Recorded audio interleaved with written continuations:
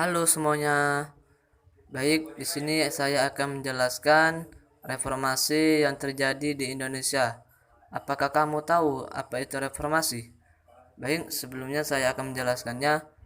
Reformasi. Reformasi lahir setelah negara kita ini mengalami krisis yang melanda berbagai aspek, mulai dari kehidupan, ekonomi, politik, hukum, kepercayaan, dan yang parahnya lagi adalah krisis kebutuhan pokok.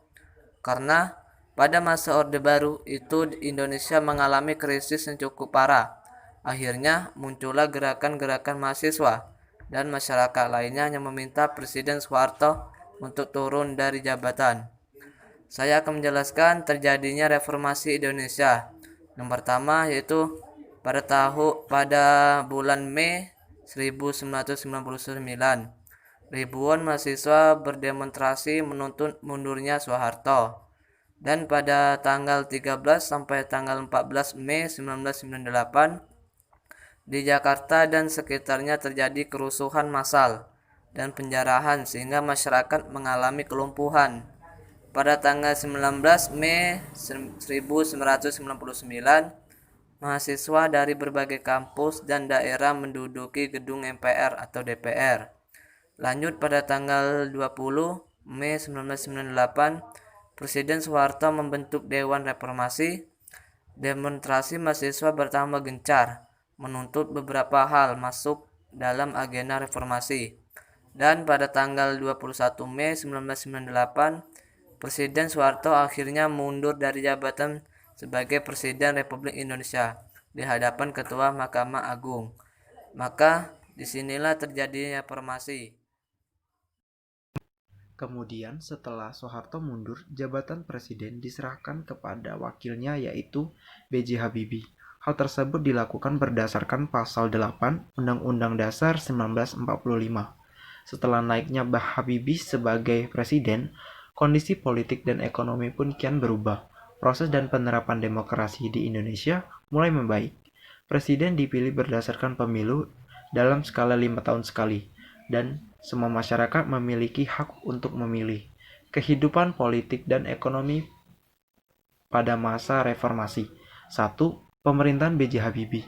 Presiden ketiga Republik Indonesia ini hanya menjabat sebentar loh. Ia hanya menjabat selama 1 tahun 5 bulan. Kok sebentar banget ya? Soalnya Bapak Presiden kita ini terkenal dengan kejeniusannya ini pada saat itu dianggap sebagai perpanjangan tangan rezim Orde Baru. Jadi rakyat menuntut Habibie untuk segera melakukan pemilihan umum squad. Pengurangan jumlah anggota ABRI di MPR dari 75 orang menjadi 38 orang. Polri memisahkan diri dari ABRI, berubah menjadi Kepolisian RI, dan istilah ABRI berubah menjadi TNI. Selain upaya dalam bidang politik, ada juga upaya yang dilakukan dalam bidang ekonomi diantaranya. 1. Merekapitulasi perbankan dan menurunkan inflasi.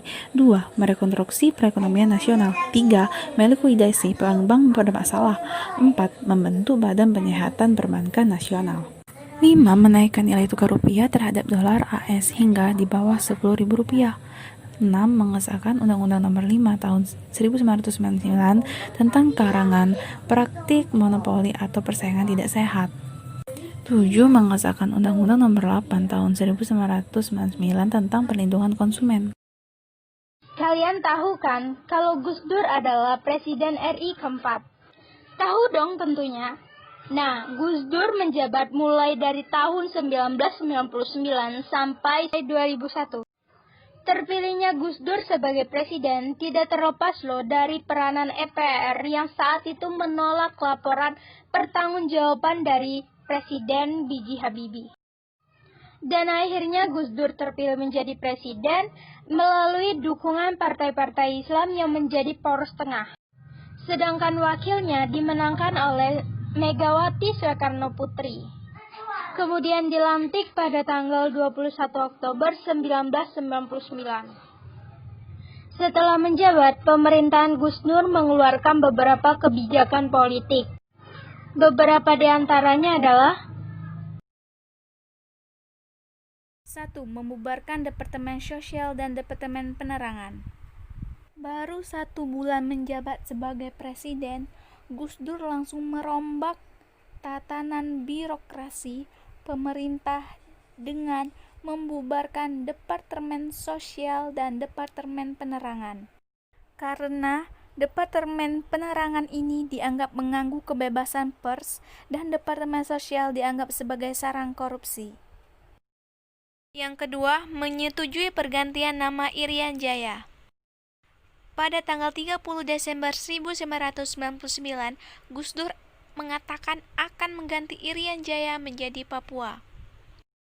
Ketiga, masyarakat etnis Tionghoa diperbolehkan untuk beribadah dan merayakan Tahun Baru Imlek. Yang keempat, diumumkannya nama-nama Menteri Kabinet Persatuan Nasional yang terlibat KKN. Keempat, pencabutan peraturan mengenai larangan terhadap PKI dan penyebaran Marxisme dan Leninisme. Yang terakhir, pembekuan MPR dan DPR. Nah, oleh sebab itu, kepemimpinan Gus Dur tidak berlangsung lama. Ia harus mundur dari jabatannya pada tanggal 23 Juli tahun 2001. Puncak jatuhnya itu ketika MPR yang saat itu dipimpin oleh Amin Rais, atas usulan DPR, mempercepat sidang istimewa MPR. MPR menilai Presiden Gus Dur melanggar TAP nomor 7 MPR tahun 2000 dan atas kebijakan-kebijakannya yang kontroversial. Setelah Gus Dur lengser, kemudian jabatan presiden digantikan oleh wakilnya, yaitu Megawati Soekarno Putri. Sejak saat itu, pemilihan presiden kemudian dilakukan setiap 5 tahun sekali. Setelah Megawati selesai menjabat, terpilih Susilo Bambang Yudhoyono atau SBY dengan menjabat selama 2 periode. Setelah SBY selesai menjabat, selanjutnya adalah Joko Widodo atau Jokowi yang sampai hari ini masih menjabat sebagai Presiden Republik Indonesia.